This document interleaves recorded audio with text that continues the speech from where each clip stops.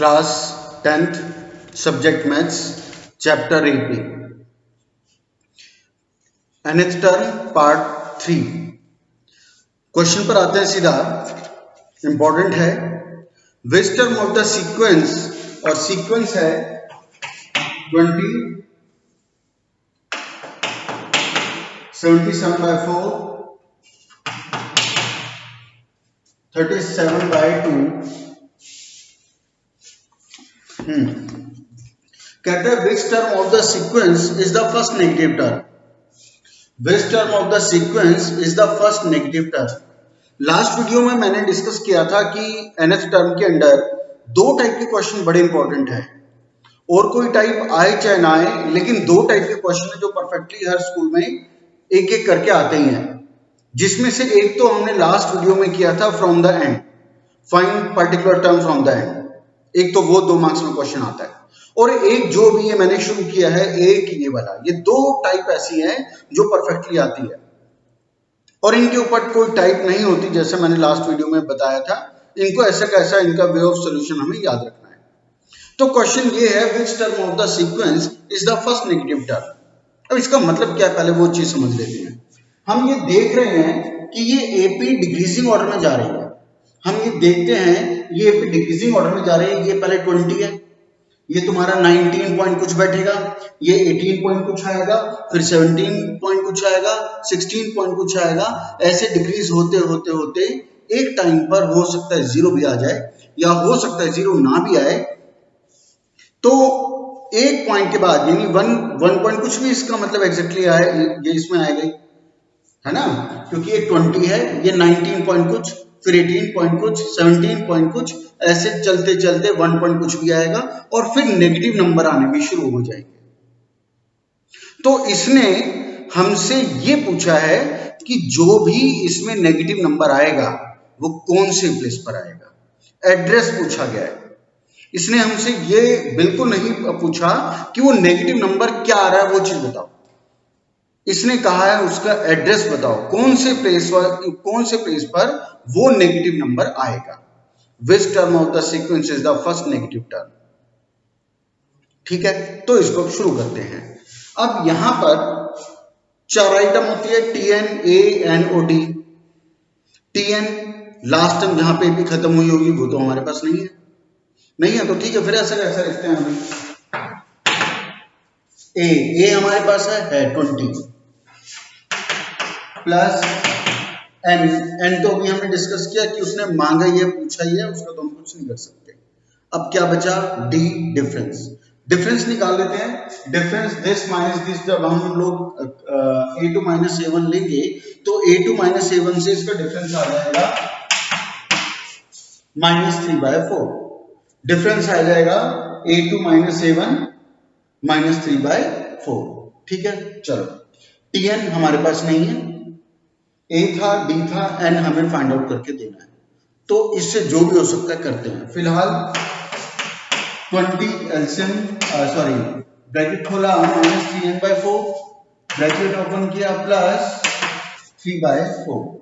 यही कर सकते हैं, और तो कुछ कर नहीं सकते। अब क्या करें, लाइक टर्म से इनका एलसीएम ले लेना चाहिए। 480 प्लस 3 -3n/4, वो तो इंडिपेंडेंट है, उसका करना क्या है हमें। तो ये कितना आ गया तुम्हारा 83/4 -3n/4। इसके आगे आके हम रुक गए, इसके आगे हमारे पास करने के लिए कुछ नहीं है। A हमारे पास था, D हमारे पास था, N एड्रेस हमें पता ही करना है, उसको रिड्यूस करते करते हम यहां आ गए। ठीक है, अब यहां से वो नेगेटिव टर्म वाला कॉन्सेप्ट शुरू होता है। देखो, कोई भी नेगेटिव नंबर 0 से तो छोटा ही होता है, कोई भी नंबर वो 0 से तो छोटा ही होता है। तो इसका मतलब जो भी नेगेटिव नंबर आया होगा वो भी 0 से छोटा ही रहा होगा। इसका मतलब वो nth टर्म भी 0 से छोटी रही होगी। कोई भी नेगेटिव नंबर हमारा क्या होता है, 0 से छोटा ही होता है, तभी वो नेगेटिव में जाएगा। तो इसका मतलब ये हुआ कि जो भी वो पर्टिकुलर टर्म होगी वो लेस देन 0 तो पक्का होगी। जो भी वो नेगेटिव टर्म है वो लेस देन 0 रही होगी। ठीक है, एक मिनट,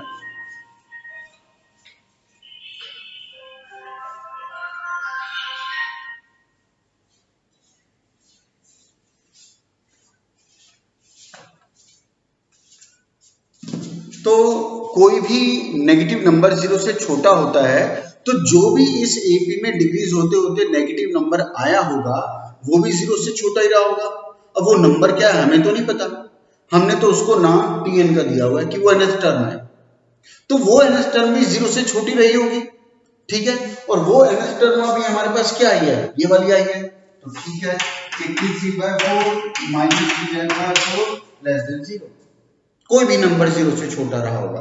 अब क्या इसको वहां ले जाओ, 83/4 लेस देन 3/4, 4 से 4 तो आपके कैंसिल हो ही गया। अब क्या आया 83/4 less than n, sorry 83/3 less than n। अब जब आप इसको काटोगे तो काटने के बाद ये हमारा आएगा 27 पॉइंट कुछ, 83 को जब 3 से रिड्यूस कर लेंगे तो वो आएगा 27 पॉइंट कुछ। तो इसका मतलब ये हुआ हमारी 28th term is the first negative term. ये आंसर हमें ये जैसे आपका आया 27 पॉइंट कुछ लेस देन n, तो ये आंसर बता क्या रहा है कि जो भी वो n होगा, जो भी एड्रेस होगा, जो भी n है वो 27 पॉइंट कुछ से बड़ा है। अब 27 पॉइंट कुछ से वो बड़ा नंबर पहला कौन सा आएगा, 28 ही आएगा, फिर 29, वो 30, 31 ऐसे सारे चलेंगे। तो n 27 पॉइंट कुछ से बड़ा है, तो n 27 पॉइंट कुछ से कौन सा बड़ा होगा, 28, तो हम बोलेंगे 28th term is the first negative term. और अगर हमें रीचेक करना हो तो तुम्हारे पास अब ये AP तो है, A हमारे सामने, D हमारे सामने, तुम 27th टर्म निकाल के देखो, 27th टर्म हमारी पॉजिटिव आ रही होगी, उसके बाद 28th टर्म निकाल के देखो वो एग्जैक्टली नेगेटिव आ रही होगी। तो यही था ये क्वेश्चन, मैं एक बार सारा रिपीट करता हूं। इसने कहा था which term of the sequence is the first negative term. आगे जाते आते हम देख ही रहे हैं नेगेटिव में ये डिक्रीजिंग ऑर्डर में जा रही है, तो एक टाइम पे नेगेटिव नंबर आने शुरू होंगे। तो इसने नेगेटिव नंबर नहीं मांगा कि वो नेगेटिव नंबर क्या है, इसने हमसे पूछा वो नेगेटिव नंबर कौन से प्लेस पर आ रहा है, उसका एड्रेस मांगा गया। तो वो nth टर्म हमारी tn है, हमें नहीं पता क्या है वो नेगेटिव नंबर। a हमारे पास था, d हमारे पास था, सॉल्व करके हम यहाँ आ गए, यहाँ के बाद कुछ नहीं कर पाए। फिर हमने कहा कि कोई भी नेगेटिव नंबर यानी वो nth टर्म भी जो भी होगी वो 0 से छोटी होगी, क्योंकि कोई भी नेगेटिव नंबर 0 से छोटा ही होता है। तो हमने लिखा tn लेस देन 0। tn क्या है, अभी हमारा यह है, इसको सॉल्व करते हुए हम यहाँ आ गए, इसको सॉल्व करते हुए हम यहाँ आ गए, और आंसर कहता है n is greater than 27 point कुछ। तो 27 पॉइंट कुछ से बड़ा पहला कौन सा नंबर पड़ेगा, राउंड ऑफ में 28th ही पड़ेगा। तो 28th term is the first negative term. ये आपका क्वेश्चन है, ये अकेला 2 मार्क्स में, और आसान पेपर बनेगा तो 3 मार्क्स में इसको दे देते हैं। याद करने वाला है, 2 क्वेश्चन एपी में टीएन के ऊपर सबसे इंपॉर्टेंट है, हर स्कूल में एक एक करके जरूर आते हैं, एक फ्रॉम द एंड वाला और एक ये फर्स्ट नेगेटिव टर्म वाला। अभी ये हमारी nth टर्म थी, अब एपी का ही एक छोटा सा और है कंसेप्ट, उसको डिस्कस करते हैं। देखो क्वेश्चन में, या चलो एक क्वेश्चन लेता हूं सीधा। क्वेश्चन है 2x, x प्लस 10 और 3x प्लस 2।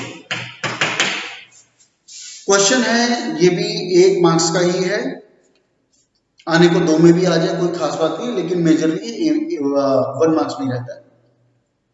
कहते हैं if these numbers are in AP then find the value of x. If these 3 numbers are in AP then find the value of x. चलो अब x find out करना है। इसने हमें कहा कि ये AP में है, कोई भी टर्म्स, कोई भी नंबर्स अगर AP में है, या हम ये कहें कोई भी सीक्वेंस अगर AP में है, तो इसका क्या मतलब निकलता है। सोचो, अगर कोई भी नंबर्स या कोई भी सीक्वेंस AP में है तो इसका क्या मतलब निकलता है। तो इसका मतलब निकलता है उनमें कॉमन डिफरेंस रहा होगा, उनका डिफरेंस सेम रहा होगा, इक्वल रहा होगा, क्योंकि AP हमारी चलती उसी पर है। कोई भी ऐसे सीक्वेंस जिसमें डिफरेंस इक्वल होगा यानी कॉमन होगा, वो AP बोला जाएगा। तो अगर ये AP में है तो इसका मतलब इनका कॉमन डिफरेंस सेम रहा होगा।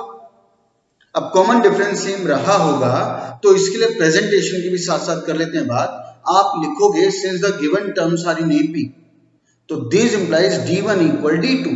डिफरेंस सेम रहा होगा, जो पहला डिफरेंस होगा वही नेक्स्ट डिफरेंस होगा, वही उसके नेक्स्ट डिफरेंस होगा अगर है तो हम लिखेंगे since the given terms are in AP this implies D1 equal D2। मतलब इसी एपी में पहला डिफरेंस नेक्स्ट डिफरेंस के इक्वल रहा होगा। चलो अब हम डिफरेंस कैसे निकालते हैं, सक्सीडिंग माइनस प्रीसीडिंग, यानी A2 माइनस A1। इसमें succeeding minus preceding, A2 minus A1, game over, equal D2 succeeding minus preceding. यहां पर इन दो के डिफरेंस की बात कर रहा है, यहां पे सक्सीडिंग आपका ये हो गया और प्रीसीडिंग आपका ये हो गया। ये क्या है, A3 माइनस, या चलो यहाँ पे लिख के देता हूं A2 माइनस A1 और ये A3 माइनस A2। ठीक है, चलो अब A2 क्या था x माइनस A1 क्या था 2x1, A3 क्या है ये रहा, माइनस A2 क्या है ये रहा। माइनस से तो ब्रैकेट हमें यूज करना चाहिए, खोलने पर ब्रैकेट साइन चेंज होंगे। खैर अब यहाँ पे तुम इसको सॉल्व कर लोगे, x की वैल्यू आ जाएगी वही जो हमसे चाहता था। तो ऐसा क्वेश्चन जब आपको दिया जाए, if given terms are in AP find the value of कुछ भी जो भी उसे फाइंड आउट करना होगा, तो ये प्रेजेंटेशन है, ऐसे हमें उसे चलाना चाहिए। अगर इसमें कहीं पे कोई पॉइंट पर दिक्कत है तो दोबारा देखो, अदरवाइज मुझे उस पर्टिकुलर पॉइंट जहां पे हम अटके उसका मुझे ऑडियो मैसेज भेजोगे। इसी में अब दो टाइप के और हैं क्वेश्चन। अब जो मैं डिस्कस करूंगा इसको हमने उसमें क्वाड्रेटिक इक्वेशन में भी डिस्कस किया था। क्वाड्रेटिक इक्वेशन में जो वर्ड प्रॉब्लम थी हमने उसमें एक बार डिस्कस किया था कि अगर वो कहे कि 3 कॉन्जिक्यूटिव नंबर्स हैं, तो कॉन्जिक्यूटिव नंबर्स के लिए हमने डिस्कस किया था, पहला ले लो x, दूसरा x+1, तीसरा x+2 ले लो, x+1 x+2। ठीक है, ऐसे ही मैंने एक और उसमें बताया था, या ये माना जा सकता है एक x, उससे पहले वाला x-1, उसके बाद वाला x+1। भाई 5 से पहले 4 भी आता है, 5 के बाद 6 भी आता है, 2 से पहले 1 भी आता है, 2 के बाद 3 भी आता है। तो एक x ले लो, उससे पहले वाला x-1 ले लो, उसके बाद वाला एक x ले लो, एक x-1 ले लो, एक x+1 ले लो। ऐसे हमने डिस्कस किया था। ठीक ऐसे ही एपी में आपको बोलेगा कि 3 नंबर्स आर इन एपी, वो क्या है हमें नहीं पता, या वो बोलेगा 4 नंबर्स आर इन एपी, वो क्या है हमें नहीं पता, वो तुम फाइंड आउट कर लो। तो जब भी एपी में आपको 3 नंबर्स लेने हैं तो हमारे पास दो ऑप्शन हैं, या तो हम जैसा हमें पता ही है फर्स्ट टर्म को हम ए से डिनोट करते हैं, सेकंड को a+d, थर्ड को a+2d, फोर्थ है a+3d, फिफ्थ है a+4d, ये हमें पता है। अगर उसने कहा कि 3 टर्म्स आर इन एपी, अब माननी हमें है कि हम क्या लेके चले, तो उसके लिए दो वेज हैं। एक तो ये कि आप वो 3 नंबर जो उसने एपी में बात की, एक a मान लो, सेकंड a+d हो जाएगा और थर्ड a+2d हो जाएगा। ठीक है, या दूसरा तरीका एपी के अंदर आप एक ले लो a, उससे पहले वाला ले लो a-d और उसके बाद वाला ले लो a+d। दो ऑप्शन है अब हमारे पास। अब क्या लेने पर आसान होगा, अब इसको डिस्कस करते हैं एक क्वेश्चन के थ्रू। माने को आप जो मर्जी मान लो, 3 नंबर सारी एपी आप इनको ले लो या 3 नंबर सारी एपी आप इनको ले लो, कोई फर्क नहीं पड़ेगा, आंसर आएगा। तुम देखोगे लेंथ में फर्क होगा, बस क्वेश्चन की लेंथ में फर्क होगा, टाइम कंजम्पशन में फर्क होगा। तो उसके ऊपर एक एग्जांपल लेते हैं, दोनों वे से करेंगे और फिर डिसीजन तुम्हें लेना है कि हम किससे क्वेश्चन को कैरी करें। क्वेश्चन है 3 numbers are in the sum of 3 numbers in AP is -3. The sum of 3 numbers in AP is -3. 3 numbers हैं वो AP में है और उन तीनों का सम -3 है। पहला वे, मैं वो 3 नंबर्स ये मानता हूं, मैंने मान लिया let the 3 numbers which are in AP be a+d a+2d। अब उसने कहा इनका सम -3 है। ठीक है, मैं इसको डिनोट करता हूं, ये प्लस ए इक्वल -3। यही कर सकते हैं जो 3 नंबर्स हमने लिए थे उसका सम -3। अब क्या कर सकते हैं, ए 3a d 2d 3d equal -3, कोई प्रॉब्लम नहीं है, इजीली प्लस हो गया। क्या कर सकते हैं, अब ये 3 से रिड्यूस हो सकता है, वो भी कर लेते हैं। रिड्यूस हो गया हमारा आ गया a + b इक्वल -1। यही हो सकता है और कुछ हो नहीं सकता, ठीक है। एक लीनियर इक्वेशन हो गई, साइड कर दिया। अब आगे वो इंफॉर्मेशन कहता है एंड उनका प्रोडक्ट 8 है। पहली इंफॉर्मेशन थी कि उनका सम -3 है। सेकंड इंफॉर्मेशन है कि उन तीनों नंबर्स का प्रोडक्ट 8 है। तो ठीक है, प्रोडक्ट की बात करते हैं। वो 3 नंबर्स कौन थे, ये थे और ये थे। इनके प्रोडक्ट लेते हैं, a + b a + 2 is equal to 8। उसने कहा था उन तीनों का प्रोडक्ट 8 है, वो हमने कर दिया। अब देखो, वो तो है लीनियर इक्वेशन, ये तो लीनियर इक्वेशन है नहीं। खोलूंगा तो मल्टीपल होंगे, ये a² फिर ये इससे इंटू a³ भी बनेगा। ये ad, मतलब पहले तो इसको इससे करोगे a² + ad, फिर जो आएगा वो इसके साथ उत्पन्न होगा, उसमें स्क्वायर भी होंगे, उसमें क्यूब भी आएंगे। चलो, लीनियर का और उसका तो कोई आपस में लिंक नहीं है। अब मुझे करना क्या होगा, मुझे यहाँ से a या d का रिजल्ट फाइंड आउट करना होगा। चलो, मैंने डिसाइड कर लिया, मैं यहाँ से a को अलग करता हूँ। मैंने a अलग किया तो आ गया -1 -2, ठीक है। अब इस चाहे हम d फाइंड आउट कर ले, वो हमारी मर्जी है।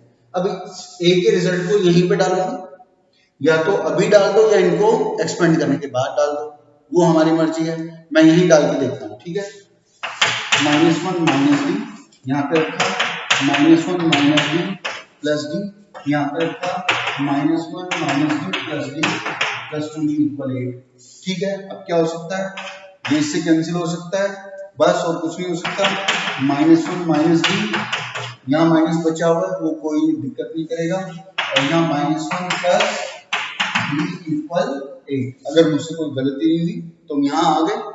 अब क्या करें, अब ये कर लें कि या तो इनके माइनस बाहर कर दें, आपस में सेटिंग कर दें। तो खैर ओवरऑल अभी तुम देख ही रहे हो कि इसमें कितना स्ट्रगल आ रहा है। मैं स्ट्रगल बोलूंगा क्योंकि मुझे पता है इससे करने पे कितना आसान बैठेगा, ठीक है। चलो, इसका तुम अब देख ही रहे हो, इसका चलो माइनस कॉमन निकाल दिया, माइनस इंटू माइनस प्लस भी हो जाएगा वो, ठीक है ना। या इस माइनस को अंदर ले जाओ, वो हमारी मर्जी है। चलो, ये सारा प्लस हो गया। अब नॉर्मल सिंप्लीफिकेशन, तो क्या हुआ, a + b a + b a - b क्या हो गया, a² - b², तो वो हो गया b² - 1² इक्वल 8।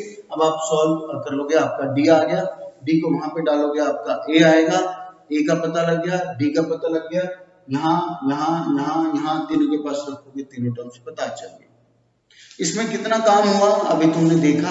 अब दूसरे वाले तरीके से देखते हैं, छोटा पड़ेगा या आसान।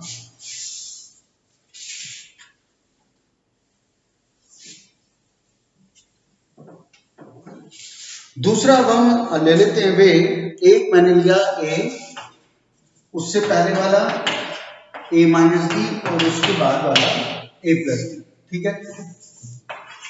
दूसरा way, let 3 terms which are in APP a - d a + d, ठीक। चलो, अब उसने कहा था उन तीनों का सम -3 है, लगा दिया, ये प्लस a इक्वल -3, ठीक है। अब क्या करो, -d से plus d cancel, a equal -3, a आ गया -1। अब डिसीजन तुम्हारे सामने है। इसमें फर्स्ट अटेम्प्ट में, फर्स्ट हिट में a आपका एक ही बार में आ गया, और वहां a और d कितनी दूर जाके आ रहे हैं। बाकी डिसीजन तुम्हारा है, इससे बहुत छोटा पड़ता है, ऐसा मेरा मानना है। अब उसने कहा था कि इन तीनों नंबर्स का प्रोडक्ट 8 है, उसको भी ले लेते हैं, a - d a + d equal 8। इस माइनस का इसको माइनस को यहाँ पे सब्स्टिट्यूट करवा दो, -1 -1 -। अब तुम देखो ये स्टेप बिल्कुल वही आया है जो हमने लास्ट क्वेश्चन में रिप्लेसमेंट के बाद किया था, लेकिन यहां तक आने पर आपको कितना उसमें टाइम कंज्यूम हुआ था वो तुमने देखा। वो लीनियर आई थी एक a प्लस डी इक्वल -1, वहां से कोई हमने रिजल्ट निकाला, यहाँ सबकुट किया, सिंप्लीफाई करके तब ये आया था और यहाँ पे डायरेक्टली आ गया। तो छोटा पड़ता है ये। इस माइनस को वही सेट कर दो, इसके अंदर ले जाओ, दोनों प्लस हो गए, बाकी आगे वही होना था जो मैंने अभी डिस्कस किया। तो कुल मिलाकर अब मेरी फाइनली एडवाइस यही है कि जब भी 3 टर्म्स आर इन एपी को आपको कहे तो हमें यही वाले लेने चाहिए, बीच वाला a, उससे पहले वाला a माइनस डी, उसके बाद वाला a प्लस डी। ये स्टैंडर्ड टर्म्स हैं, इसको ऐसे ही लेना चाहिए, छोटा पड़ेगा, इसको कर लेना याद। चलो, ये तो थी 3 टर्म्स की बात। अब इसमें आती है 4 टर्म्स की बात। जैसे 3 टर्म्स में हमने डिस्कस किया कि एक a, उससे पहले वाला a माइनस डी, उसके बाद वाला a प्लस डी, ऐसे ही 4 टर्म्स में भी कुछ फिक्स हैं टर्म्स। इसमें हमने क्या देखा, एक एक के इंटरवल पे आगे पीछे गए हैं। a से a माइनस डी एक के इंटरवल पे कम हुआ, a प्लस डी एक के इंटरवल पे आगे बढ़ा। ठीक ऐसी जब 4 टर्म्स आएगी तो 2-2 के इंटरवल पे हम उसको चेंज करते हैं, लेकिन टर्म्स लेने का तरीका भी अलग है। वो ये है, जब 4 टर्म्स मतलब इवन, 3 टर्म्स मतलब ऑड में एक एक के डिफरेंस पे जाएगा। तो जब उसने कहा 4 terms which are in AP, तो एक तो ले लो a minus D, a plus d, उससे पहले वाला ले लो a माइनस डी, इसके बाद वाला ले लो a प्लस 3d।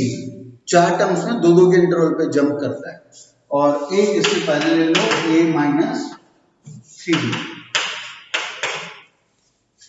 तो जब भी एपी में आपको 4 टर्म्स बोला जाए तो वो ये वाली लेनी चाहिए, a minus D, sorry a plus D, उसके बाद वाला a प्लस 3d, इससे पहले वाला a माइनस डी, और इससे पहले वाला a माइनस 3d। ये याद कर लेना, जब भी एपी में आपको 4 टर्म्स बोला जाए तो आपको यही टर्म्स लेनी है। या लेने को वो भी लिया जा सकता है, a plus d, a plus 2d, a plus 3d। 3 में आपको उतना टाइम कंज्यूम हुआ था, 4 में तो ये बहुत ज्यादा टिपिकल हो जाएगा, 1.5-2 पेज लगेंगे, तब भी आंसर का भरोसा नहीं है कि वो ठीक आ गया नहीं आ गया। तो जब भी एपी में 4 टर्म्स लेनी हो तो हमें यही याद रहना चाहिए, a minus 3d, a minus D, a plus d, a plus 3d। चलो, अब उसने कहा 4 terms are in AP whose sum is 20। तो ठीक है, उसने कहा 4 टर्म्स एपी हैं और इनका सम 20 है, इनका सम इक्वल 20। अब क्या हुआ, plus 3 minus 3d first attempt में cancel, minus D plus D first attempt में कैंसिल, क्या आ गया, 4 इक्वल 20, ये आ गया 5। सिंगल अटेम्प्ट में आ गया, सिंगल हिट में आ गया, कोई हमें मेहनत नहीं करनी पड़ी। अब उसके बाद कहता है sum of whole squares is 120। Sum of whole squares, सबके स्क्वायर का sum, a minus D, a minus 3 whole square, a minus D square, a plus D square और a plus 3d square equal 120। उसने कहा था सबके square का सम 120 है। a आ चुका है 5, यहां पे डलवा दो डलवा दो डलवा दो डलवा दो। इसके बाद सारी आइडेंटिटीज है, a minus b whole square खोलना पड़ेगा, a minus b whole square open expand करना पड़ेगा, a plus b whole square expand करना पड़ेगा, a plus b whole square expand करना पड़ेगा। तीनों ब्रैकेट्स में आइडेंटिटी है, इनमें a minus b whole square है, इनमें a plus b whole square है। इसका शॉर्ट तरीका नहीं है, इसको एक्सपेंड ही करना पड़ेगा। a आ चुका है, वो आप डलवा दोगे, आगे जाके आपका d आएगा। इसमें क्लैरिकल वर्क ज्यादा है, लेकिन अगर हम इसको a plus d, a plus 2d, a plus 3d से करेंगे तो ये तो खैर टिपिकल है ही। टिपिकल से मेरा मतलब लेंथी प्रोसेस तो है ही, लेकिन उसका वो टिपिकल भी होगा और बहुत टिपिकल होगा, और लेंथ तो बहुत जाएगी जाएगी। तो ये हमें ऐसे करना चाहिए। इन सभी में आइडेंटिटी ओपन होगी, a की वैल्यू खोलने के बाद डाल दो या अभी डाल दो, हमारी मर्जी है। और टर्म्स तो बहुत सारी कैंसिल होगी 2ab आपस में सबके कैंसिल होंगे, इसके 2ab आपस में कैंसिल होंगे, इसके भी 2ab आपस में कैंसिल होंगे। ए हमारा आ चुका है 5, वो हम यूज कर ही लेंगे। डी की टर्म्स में बचेगा वो आपका रिजल्ट आपको दे देगा। तो डी भी क्योंकि आपका स्क्वायर में आएगा, डी हमारा स्क्वायर्स में आएगा, तो इसका मतलब उसका प्लस माइनस भी लगाओगे आप, जो भी स्क्वायर रूट आएगा उसका प्लस माइनस भी हमें यूज करना है। तो ए तो हमें शुरू में ही लग गया 5, डी आपका प्लस माइनस में 2 वैल्यूज लेकर के आएगा। अब आपको ए पी बतानी है वो 4 टर्म्स क्या है, और वो 4 टर्म्स हमने इस फॉर्म में मानी थी, a minus 3d, a minus D, a plus d, a plus 3d, इनमें सब में सब्स्टिट्यूट करेंगे। a और d को यहाँ सब्स्टिट्यूट कर देंगे, ये टर्म पता लग जाएगी। a और d को यहाँ सब्स्टिट्यूट करेंगे, ये भी पता लगेगा, ये भी पता लगेगा, वो भी पता लगेगा। ये ऐसे चलेगा, ठीक है। ऐसे ही अब एक और इसी टाइप का क्वेश्चन है, उससे और ले लेते हैं। वो कहता है divide 32 into 4 parts which are in AP। उसने हमें कहा divide 32 into 4 parts which are in AP। उसने कहा 4 टर्म्स लो जो AP में है, उनका सम 32 होना चाहिए। इनडायरेक्टली मैसेज तो यही है। जब उसने कहा 32 को आप 4 पार्ट्स में डिवाइड करो, अब इसका और वो AP में होनी चाहिए, तो इसने लैंग्वेज को चेंज ही तो किया है।